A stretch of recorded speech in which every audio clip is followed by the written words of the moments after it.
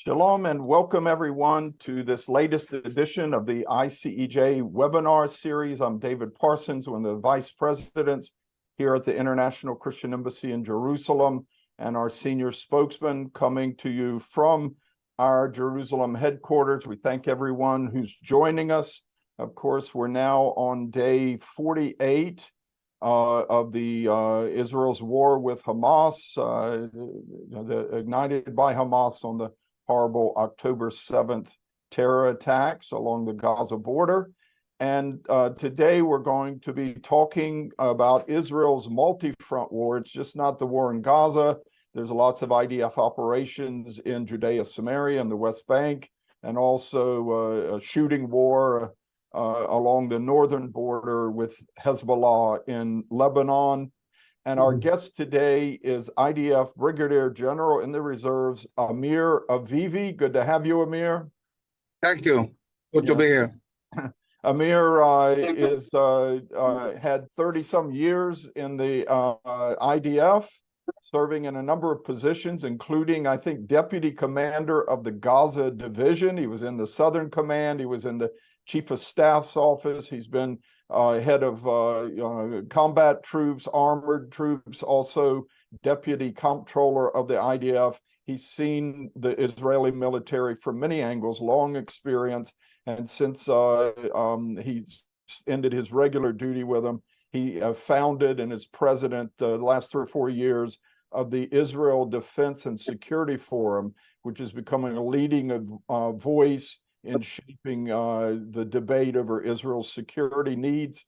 And Amir, it's the first time we've had you since this war started. I know you've been given briefings through your own forum with 10,000 military, police, intelligence officers that you've brought into your movement. And first of all, tell people if they want to watch some of your daily briefings, how do they do that? So they sign to our website, idsf.org.il. We do a daily briefing every day at 5 p.m. Israel time. We do a briefing. We bring the best minds talking about the security. I do almost every day. The first 10 minutes, I give an overview of what's going on. And following that, we bring different experts, and we also bring voices from the field, you know, soldiers and people who live in the south or in the north, and we try to really give a sense of what is going on. We also had many meetings. Last week, I was in the European Union, and we met with many leading MKs. So we also give an overview of how things are going on internationally, the support, the fight against anti-Semitism. There are many issues to cover. Okay. So if you want to keep up with his daily briefings, it's idsf.org.il.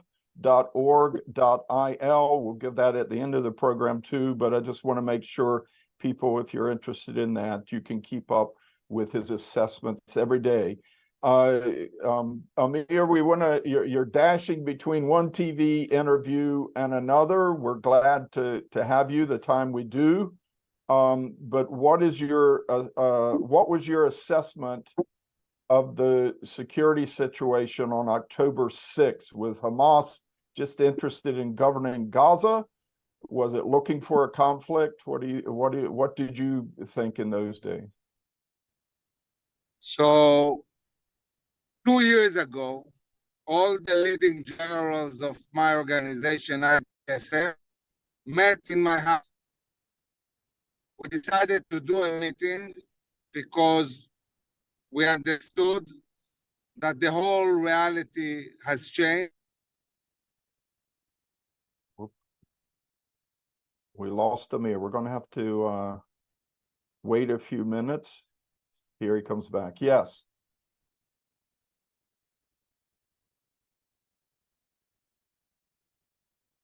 Amir, it's a bad connection. Can you hear me, David? Yes, I can hear you now. Yes.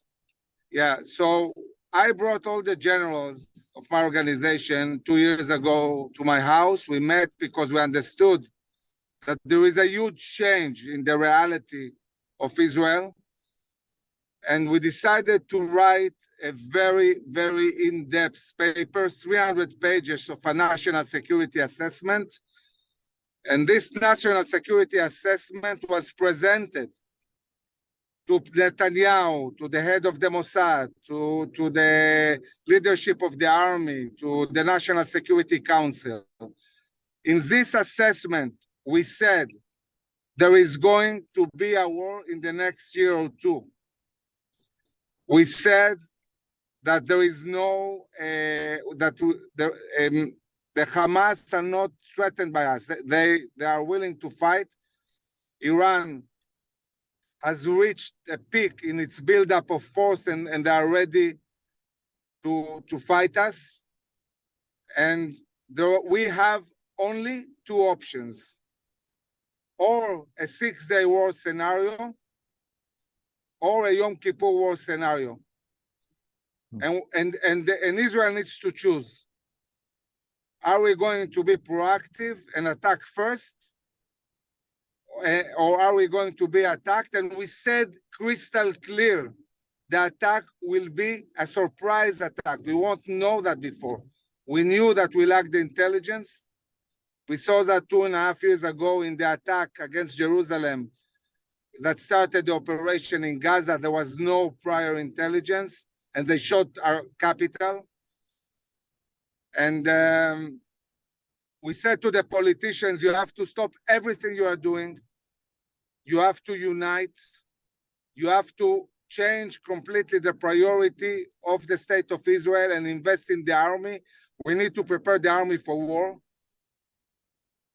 And unfortunately, nothing of what we said they did. They did exactly the opposite. I can tell you that following the operation in Gaza 2 years ago, I participated in a meeting with many generals in the army. And the army was saying, yeah, we hit them, we did this, we did that. And I said there, guys, you are not understanding the situation. We are on the verge of a multi-front war. There is no deterrence. We don't know what's going on. And I described this multi-front war, which actually is even a bigger scenario from what we are experiencing at the moment, but might expand. And then Amos Yadlin, one of the strong voices of a guy who never gets it right, but I don't know, everybody invites him to TV all the time. He looks at me, says, Avivi, would you like to be instead of Hezbollah? Like, who are they? We are strong. You know, we are much stronger than them. And I saw once again that this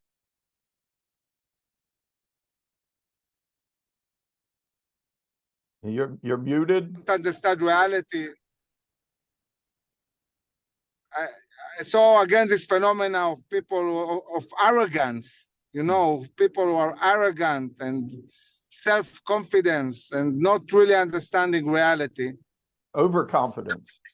Overconfident, yeah. And I cannot even explain how frustrating it is that you know exactly what's going to happen, and you shout and you explain and you go to every single agency and they don't listen. So now everybody is listening to us, and now thousands and thousands of people are joining IDSF. We are more than 20,000 now. But now we are in a complex situation, which I'd like to explain really what's going on. First of all, tell us what did you do on October 7th? How did you respond that day? So basically, from the very moment it started, I was overwhelmed by, you know, media and so on, and there was a big need to explain what's going on. So I found myself from the very beginning really involved with international media and local media, and since then, I'm like sleeping 4 hours a night, you know, and all the time, or engaging with diplomats or decision makers, prime minister, minister of defense, and so on, or explaining things in TV. It's very crucial for the people of Israel to really understand what's happening, where this is going, what's the right thing to do.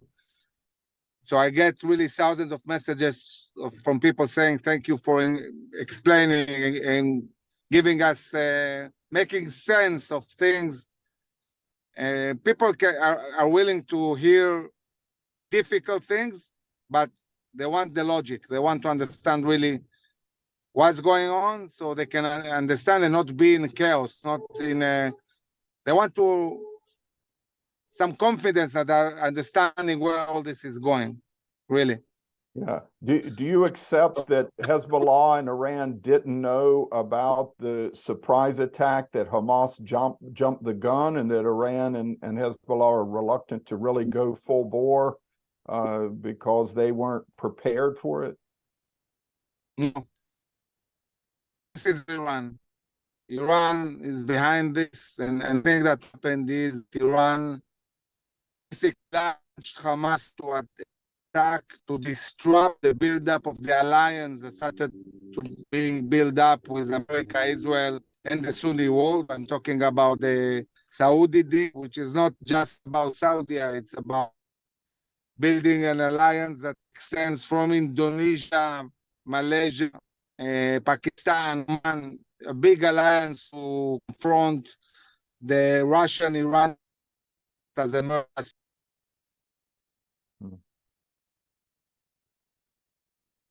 Okay, we just have to wait a minute, see if he can come back on. Here we go. took a long time for the US to realize that we need an alliance. Mhm. But once it did, they started building it fast. You know, we were supposed in a few months to already have peace agreements and all of that. Mhm. And Iran understood they need to disrupt this. Now, they were not looking for a full-scale war with Hezbollah and everything. They wanted Hamas to do this attack.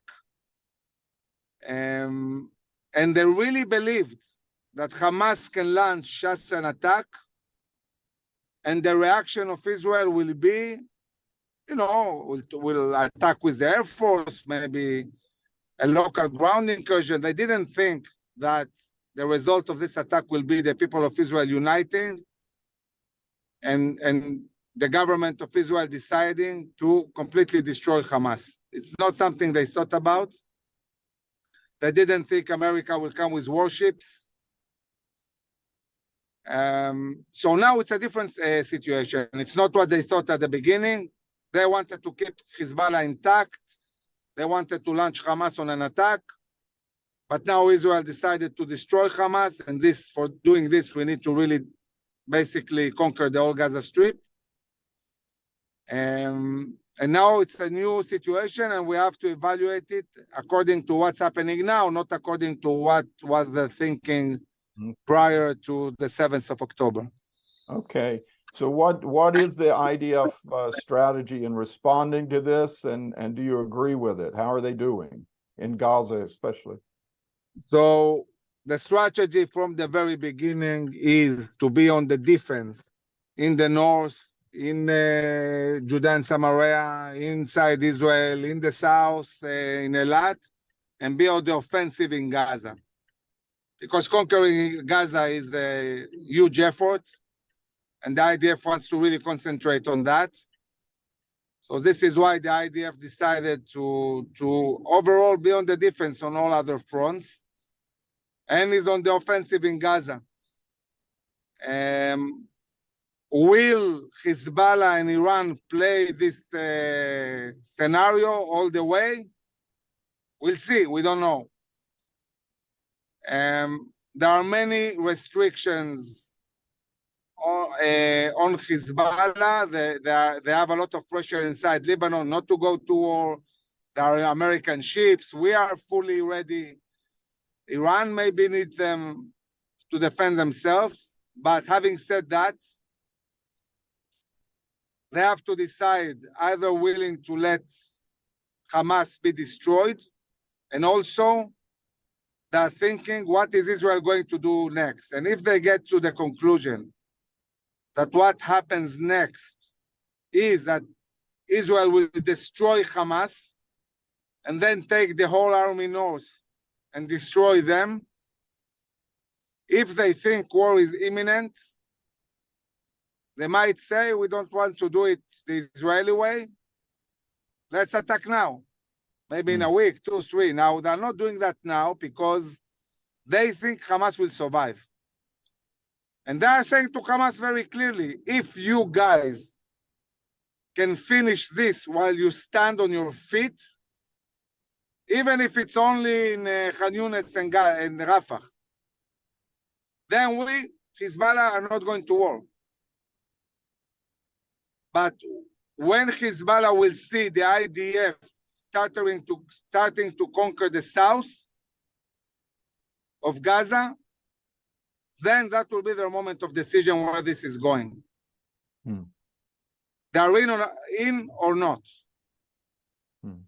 And this is to be seen. Now, let's say they don't go in. Let's say we destroy Hamas. What do we do then? How do the citizens of the north return home? They're not going home with Hezbollah on the border. It's not going to happen. So what can Israel do? Are we giving up all our north towns? Or are we going to fight in South Lebanon and clean this area? Or are we going to convince the international community to implement Resolution 1701 that calls for the complete retreat of Hezbollah from South Lebanon? Can they implement it? I'm not sure. Yeah, that was the UN security resolution after the second Lebanon war in 2006 that Tzipi Livni was the foreign minister at the time, very proud of that resolution, but no one's ever kept it. The Hezbollah has been entrenched in South Lebanon ever since. But there's senior American officials in Israel now trying to convince Israel not to escalate against Hezbollah in the north. Do you think Israel is still determined to wipe out both threats, Hamas and Hezbollah? First, I'm hoping that Israel is determined to destroy Hamas, because this is the goal of war that was set. Yeah. We didn't set a goal of war that says that we have to destroy Hezbollah. We did set a goal of war that says that we have to destroy Hamas. Yeah. So first and foremost, we have to destroy Hamas and take over the whole Gaza Strip. You cannot destroy Hamas without conquering the whole Gaza Strip. Cleaning it out, it can take a year. And then staying there. We're not going anywhere. We cannot let this terror go back. So we'll have to stay in Gaza. We'll have to control the Egyptian border. We'll need full freedom of maneuver inside Gaza. But then the question will be, what do we do with South Lebanon? Our citizens cannot go back while Hezbollah is in the south. And this is something we'll have to deal with. Thing there that Hamas did, they want to do the same thing along the northern border. Of course they do. Exactly the same thing. And the citizens are not going to trust the government or the army. They want this threat gone, like we are doing it now in Gaza. They need this threat gone. I cannot see how we can really prevent a war in the north. It's almost imminent, and this is why this war might be very, very long. Very long. And we have to take it in account. This might be a war that is more similar to the independence war, talking about the lengths, and maybe even the amount of people killed, than any other war we had in the past. Yeah. Israel has fought multi-front wars before against Egypt, Syria, Jordan, all its borders, Lebanon, but never with such a huge rocket threat against its civilian heartland. And I understand that one of the possible scenarios is Israel gets far enough in cleaning out Gaza that you don't have such a big rocket threat anymore in the south, and they move all the Iron Dome batteries up north to deal with Hezbollah. Have you heard this? You're on mute. You're on mute. Yeah. This scenario is what we would like to happen. But even if this happens, Hezbollah is 2,000 rockets and missiles a day being shot at Israel. This is not Hamas. Mm-hmm. Yeah. It's a completely different threat. And what the people in Israel inside will feel, and especially in the center of Israel, in Tel Aviv, nothing like Hamas. It's a completely different scenario. Mm. And this is it's complicated, and it's going. And I think that the society of Israel hasn't met the really big threat yet, which is much bigger than Hamas. Yeah, certainly. They may have as many as 10 times as many rockets, many guided, many much bigger payload, longer range. How big is the threat from Hamas and other terror groups in Judea, Samaria, and the West Bank and Jerusalem? How is the IDF doing in containing that threat? So the IDF till now is doing a good job in Judah and Samaria to contain. We are all the time going in the cities, apprehending thousands of terrorists. Overall, doing a good job. There is a level of deterrence. The Palestinians there feel that the IDF is much more resolute to really get the job done. My thinking is, what will happen with parts of the Israeli Arab society and with the Palestinians in Judah and Samaria when and if Hezbollah shoots? If they see massive shooting on central cities, if they see pictures of buildings falling, this might change their overall, attitude, and then they might actually be much more aggressive than what we see now. Mhm. So there are many questions about when Hezbollah is going in, if it's going in, and what will it do also to the willingness of Israeli Arabs and Palestinians to go in and also fight. Yeah. So we cannot take for granted that the fact that they are deterred now, this reality will stay. What we want to go back down to Gaza and ask about how the IDF is doing regarding the tunnel threat. And because it does seem like a very cautious, slow approach, should they be moving faster? Are they dealing with the tunnel threat well?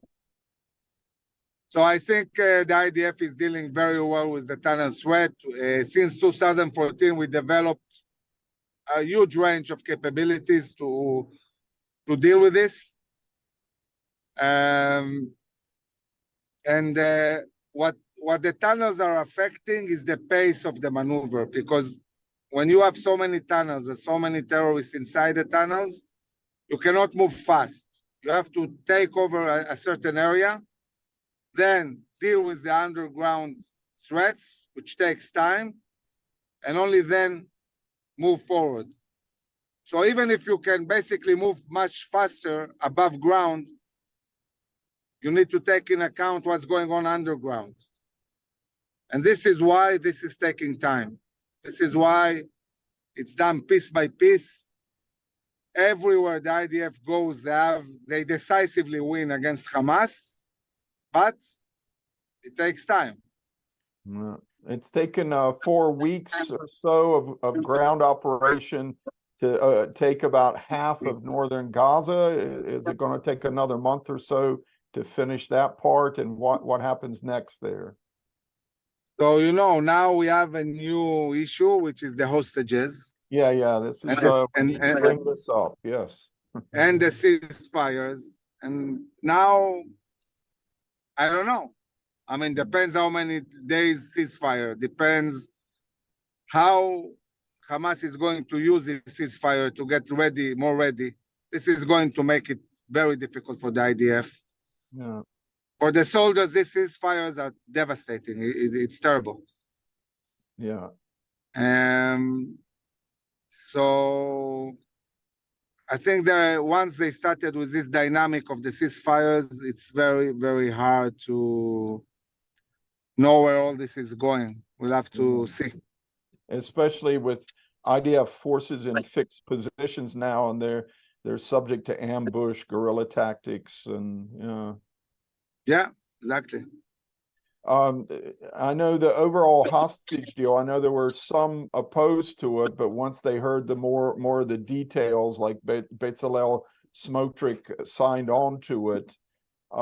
And I think in the overall scheme of things, if you want some of these hostages back, it seems like now is the moment to do it. You've got Hamas on the run, but my fear is that some of these hostages, Hamas is losing control of them because they're losing control of certain areas.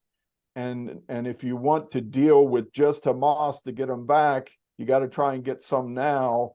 because you might be dealing with 20 or 30 different hostage situations, separate ones dealing with different people to get them, and it'd be a lot more complicated. So I thought that the right timing to deal with this should have been that we should have taken first the whole north. We needed a few days more to break Hamas in Jabalia and Sajaya. Yeah. And then, anyway, we would have needed like a week to organize before we go south. And that was the good time to do it, and without endangering the soldiers, because once you break completely the main forces of Hamas, then it was a good time to do it.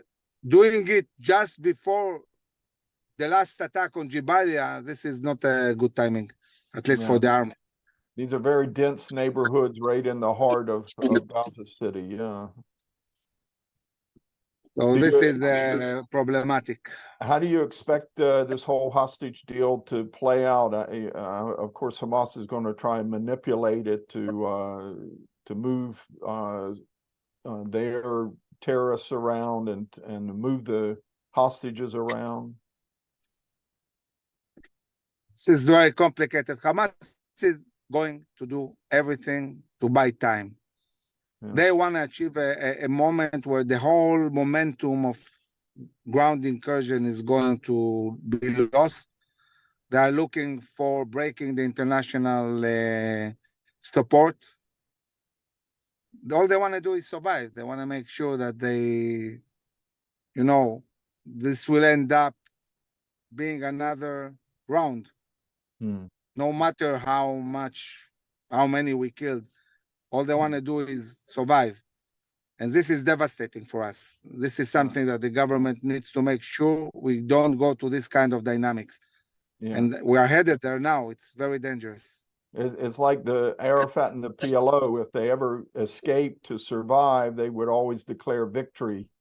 And there are reports that the Hamas leadership abroad is celebrating this hostage deal and the ceasefire as a sign of victory, but that they may not really have a good read on what's going on in Gaza right now, because my sense is that the people of Gaza, after 45 days or so, 47 days of shelling, they want a little peace and quiet themselves, and they need a break.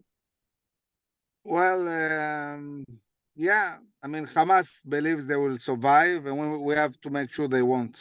Yes. We have to continue the ground incursion and finish the job in the north and then go south. Mm-hmm. Who should, if Israel completes the job in Gaza, who should run Gaza afterwards? I think that for a long time it will be us.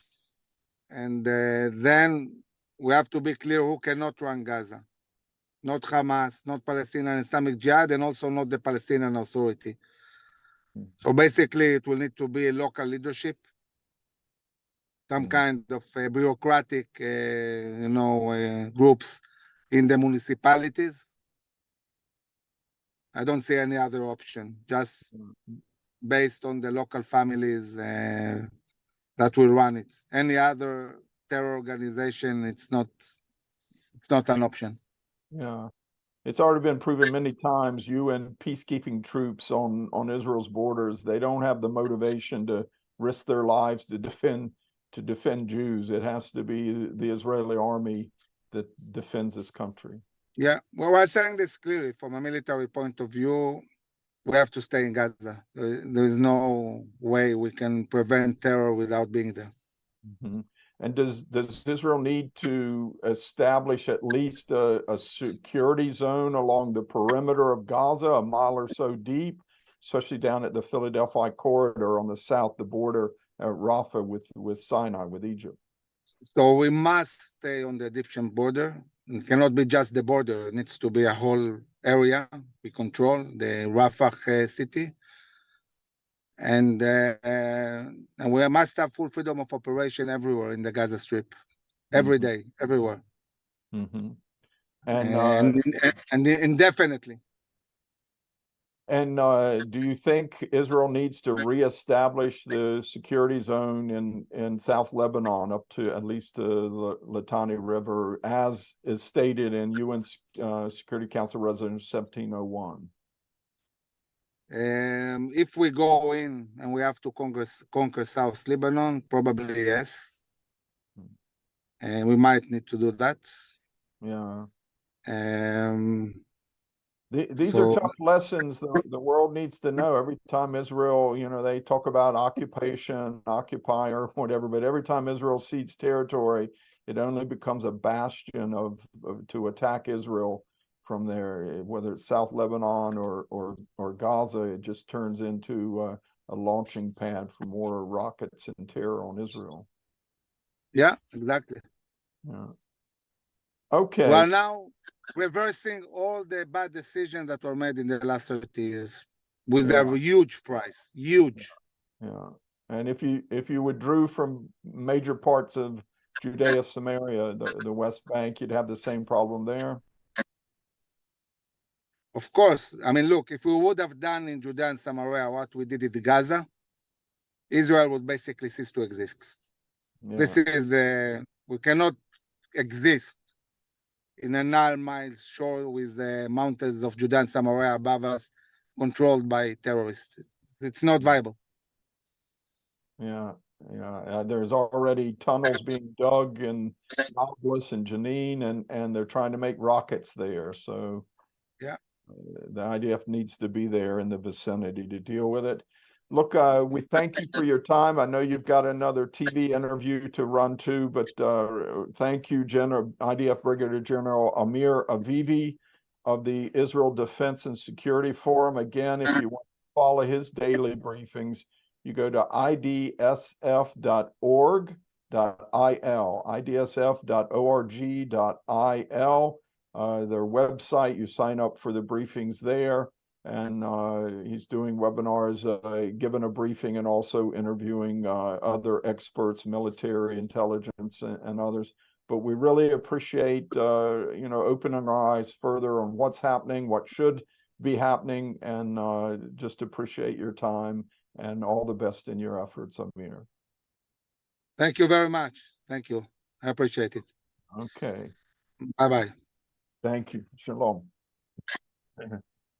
All right, that's our show for today. We thank you for joining us on the ICEJ webinar series, Israel's multi-front war with IDF Brigadier General Amir Avivi.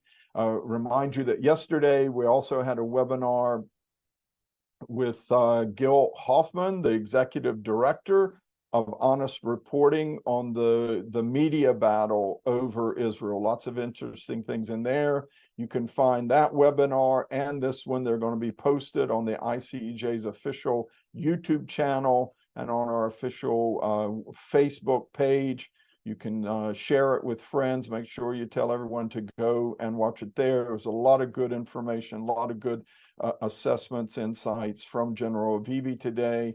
And also in about 20 minutes, we're going to start at the top of the hour, 4 o'clock Israel time, our daily global prayer gathering. Please join us then. We're going to be praying with Christians from all over the world about the situation here. We'll have a little more update on the hostage deal and the delay from Thursday to Friday of that, and be praying about that and many other things. And thank you for joining us. God bless you from Jerusalem. Thank you for joining us for this informative webinar. Be sure to subscribe to our social media channels or visit our website at icej.org for upcoming webinars and more ICEJ exclusive content.